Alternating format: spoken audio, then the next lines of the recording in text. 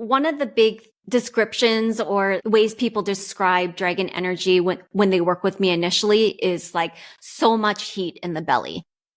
So it's like this fiery heat, just like how I had to take my jacket off. It I was know, like see, cold me in there too. and it got hot.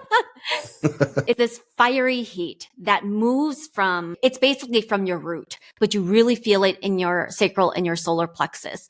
And that is all like this,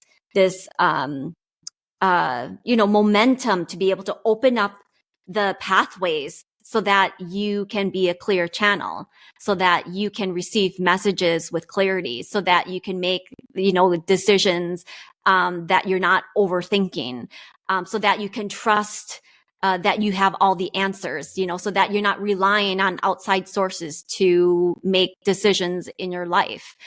Other thing that dragon energy is, it's like orgasmic energy. That's another thing that I'm witnessing a lot of is, and I use orgasmic as a way to describe the intensity. So not like a sexual orgasm. Yeah, like, so you're not like dragon energy and then everybody's having like multiple orgasms. This sounds like that's not what's happening. It is. So maybe some people have had orgasms, but it's a full body orgasm. It's not like a sexual orgasm.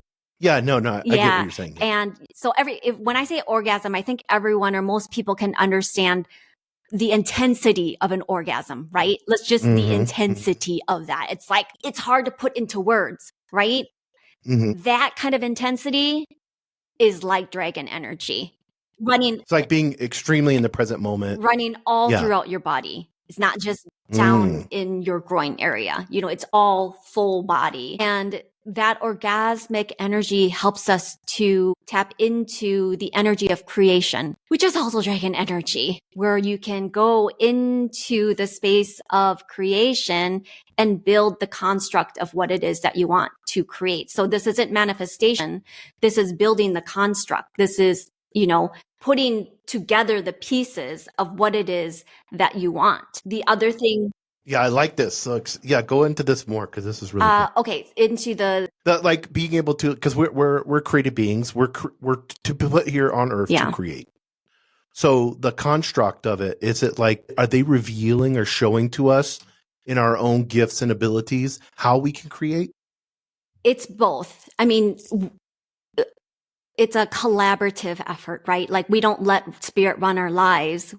They're here to support us.